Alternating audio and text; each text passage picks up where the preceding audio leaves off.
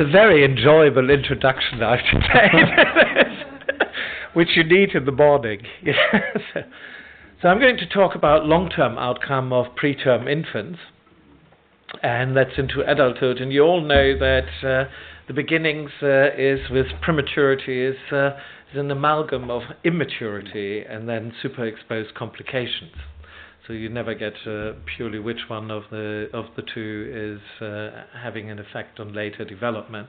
And there are clearly immediate effects for parents. I'm not going to talk about it, so I want to talk about the long-term outcome for preterm children, and selectively, because there are lots of different areas. And I will be focusing on basically their cognitive problems into adulthood, because on the psychiatric I'm going to talk this afternoon about, and there's another talk about self-concept and so on, so I leave these things out. And then I want to turn to something, rather than looking at test results and things, is to look at how well they do actually in their education, economic outcomes and social outcomes in adulthood. And then the question is really of how we are studying these preterm relationships from early on. You're born preterm and then you look later what happens, is whether we can unpack the black box in between, because there are other influences, because we can't pretend that over 25 years nothing else has influenced development of children. Okay, so the first question is really, everything that I present is usually showing where there are more problems in preterm children, and the question is really here, is the bottle half empty or is the bottle half full? And so it's important to say, when I say that they've got more problems than something or other, that a lot of these children are actually doing very well. And so here's a picture of Melanie, who was in the study born at 26 weeks, and she sent us the pictures over the years, and then just before the 26-year assessment, she married. Yeah, so it's very important to keep that in mind when I talk about that. Now, when I talk about the outcomes, I will use as examples, I will also refer to meta-analysis examples, two studies, the Bavarian longitudinal study and the Epicure study. And the first one is the Bavarian study, and someone has to do these studies in these places. And I just want to give you a warning, you start off with black hair, and then you do a longitudinal study, and you end up mature blonde. So I think there's a labeling on this. It's quite a dangerous enterprise to do. Yeah, and you see this with the next speaker too. So that's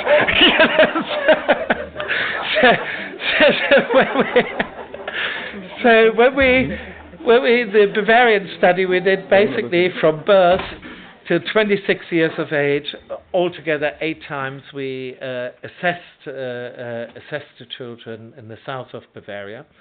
And the other study is the well-known Epicure study, which is a national study of children below 26 weeks of age. And here's just shown till how many were alive still at 11 years of age. Okay, so the first question that will come when I talk about adult outcome, that's why I'm just saying this right at the beginning, is neonatologists put their hands up, and I said, yeah, they were born in the 1980s and 1990s. We're so much better now. We're doing things quite differently. Ventilation is different, nutrition is different, and it must be surely different. Now, here just one example of the Vic study, Alex Doyle, having 3 different cohorts, following them up, and these are their IQ scores. So what clearly has happened is survival has improved, but the outcome, there's not one study yet which has shown that the outcome has improved longer term. In fact, for academic performance, it has got worse in this study. Yeah. So the first thing is reduced mortality is unequal to improved quality of life. So we have to be very clear about it. And we could demonstrate, predicting data from the Bavarian study to the Epicure study, that actually it still predicts to later cohorts, what we find. So just important, because that's the first question one always gets at the end. So let me just show in the Bavarian study at cognitive outcome. So we followed up at still in adulthood 63.3% of the survivors and 74% of the controls. And we did a number of different tests, like the IQ test, the Wechsler one, performance, verbal, full scale, but then a number of executive functioning, which have to do with attention, Stroop test, association and fluency, but also with speed of processing. And the findings are shown here. So you can see on the 0 line is the control group, and this is in standard deviation scores and Z-scores of where the very preterm children are. And if you look at the full-scale outcome, we have got 1.1 standard deviations below the mean for the very preterm, very low birth weight. I mean, meta-analysis in childhood show between 0.7 to 0.9. I mean, that's like what Twilhar and other people who have done them recently show these differences. Now, the interesting thing is they do better in a way, relatively in verbal outcomes. But if you look at executive functioning, they're all different from 0 as well. But the interesting thing is they're not as bad, apart from visual, spatial, and attention scores, than the one for the overall IQ. So the effect sizes are large for cognitive outcome. So yes, there are clear differences still in adulthood. The next thing that you see is that one problem rarely comes alone. So what you do find is that control children also have got problems. Yeah, so 50% have none, but others do have problems. But the very preterm children have got multiple problems, like 6 or more, so in various cognitive areas. So it's not that we can partial it up just, but it's usually that there are multiple problems. Now, how early can we actually predict the IQ in adulthood in preterm children? So here, the control children, or healthy control children, so if you do an assessment at 20 months of age, that was in the Bavarian study, the correlation was 0.24 to the IQ score in adulthood. Now, that's a very poor correlation. It actually basically means that most of these children will be changing quite a lot over time. But you look at the very preterm children, and the correlation was 0.76 to adult outcome. And this was mainly carried by the children who at 26 years of age still had learning disability. So actually one of the advice is having around 2 years of age, having an assessment of cognitive development, because it's a pretty good predictor to later on in very preterm children. It's not so good in full-term children. And you see the same in the Epicure study, where there were trajectories shown. These are the individual, very extremely preterm children, here the term-born controls. And you can see if you look at the trajectories over time, the differences are something like 25, 26 points, IQ points. And they seem to narrow slightly, but it was not a significant narrow. And this study, published by Lindsell et al., 2 of the authors are here, Neil and Tam, showed very clearly that there is a persistence from early on, just like in the Bavarian study and the Epicure study, in the cognitive outcome. So there's not a narrowing over time, or dramatic narrowing over time. So very preterm children perform much poorer in all aspects of IQ and executive function. They have multiple cognitive deficits, and at 2 years of age, they can be predicted in very preterm children. So it's a good time to do assessments. Now the next thing is that these changes, I mean, Chiara is sitting here. I mean, she's doing a lot of study on brain imaging and has shown this. There's also in the Bavarian study, is you find really white matter changes, and IQ are related in IQ, so they're anatomical changes, but they're also functional changes. Like, for example, in animal studies, it has been demonstrated that perinatal events are particularly related to the cholinergic basal forebrain. And when this was traced in the adults of the Bavarian study, it actually completely mediated the effect between complications neonatally and full IQ score. And actually the commentary we had in biological psychiatry on this is actually that this might be then open for pharmacological interventions, because if you could do changes in there for the basal forebrain, it's a hypothesis, it hasn't been tested. Okay, so IQ is related to alterations in the brain, both anatomically and functionally. Now let us come to the life course outcomes, things you're concerned about as a parent. I mean, will my child be okay? Can it live independently? Will it have an income? Will it rely on social benefits? And so on. So we conducted a meta-analysis, and again, Aitan will be speaking a little bit later, who is here as well, who conducted the study. So when we looked at here, is shown is 0, and then SM stands for small, moderate, or large effect size. And looked at education, so we find a small to moderate difference of a 3 times higher or lower likelihood not to have been involved in higher education. So having more basic education. For employment, is about the odds ratios would be about twice increase, that there have been periods of unemployment for children who were born very preterm or very low birth weight. They were also about twice as likely to be on social benefits in adulthood.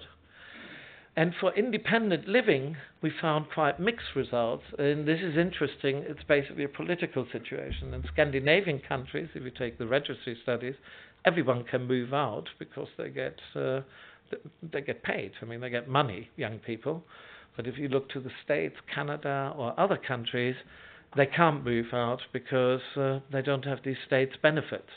So independent living was really dependent very much on the state organization of whether they could or couldn't do this.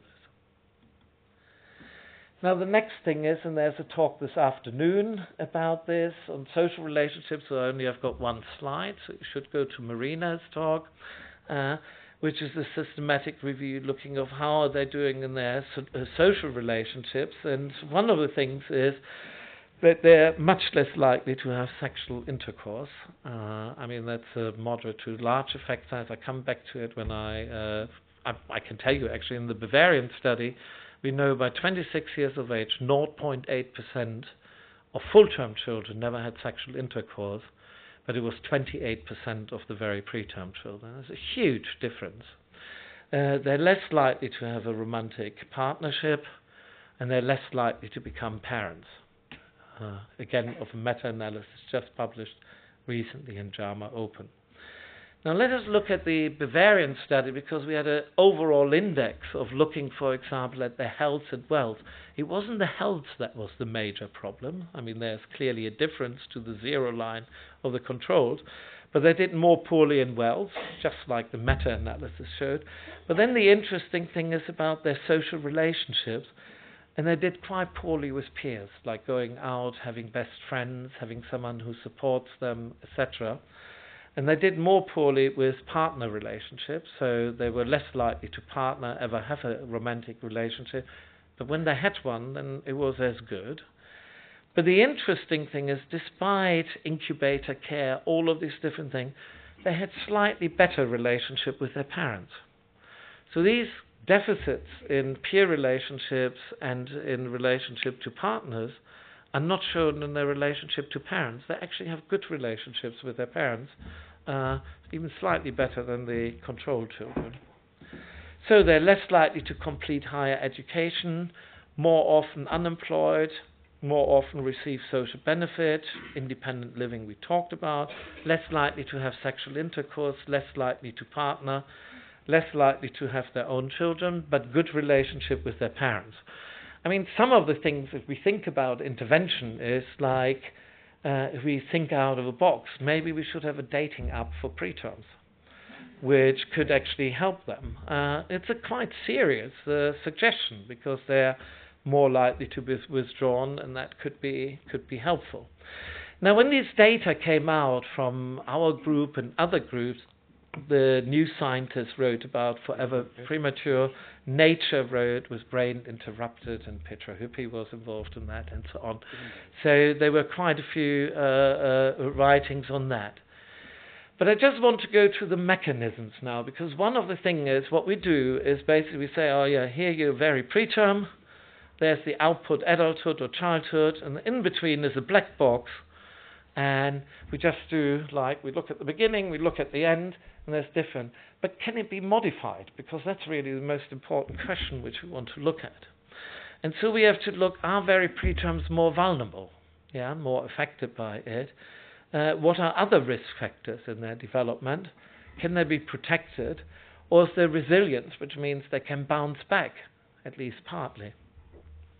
So the first thing is of course reduce risk and increase protection.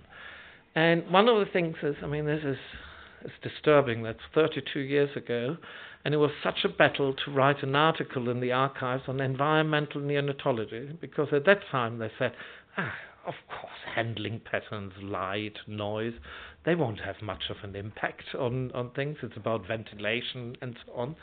But to write at that particular time, and you can see that since that time, and also with NIDCAP and things have changed quite a lot in neonatal care. And we also compared, for example, philosophies, like in Holland was a much less intensive care philosophy from early on, while like for them, 88% of the babies in Bavaria were ventilated. They had a very aggressive approach. And it was very clear that actually when we followed both of them up in quality of life, the babies in Holland did better, because they had less adverse effects on sort of cognitive development.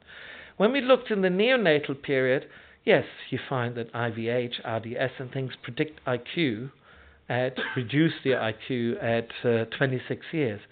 But the effect of SES is exactly as large as the effect of being born full-term versus very preterm, if you're high or low social class. Huge effect on their development. And the other thing we found is, because we had the foresight of daily recording whether the parents were visiting, how confident they were in caring, parent-infant interaction in the neonatal period predicted IQ at 26 years of age, which is quite amazing in a way. So really, social inequality is further created by being preterm, because on top you put, like, for example, being lower social class, having poorer parenting, even increases the problems they have. But there's something which we could do. Now, the next thing is from the Canadian study, from the Segal cohort, is that if you have got more risk factors, that are adding up, like, for example, parents getting divorced, being neglected, etc., then full-term children are somewhat affected by it, but very preterm children seem to be more vulnerable to the same risk factors, that they have a higher vulnerability. And I want to demonstrate this here. Okay, so this is a graph having term-born children and very preterm children from the Bavarian study. And this is a code, the zero line shows average academic performance at 13 years of age. And this is for low SES, moderate SES, and then high social class. And what you can see is that full-term children are like dandelions. You can basically plant them anywhere.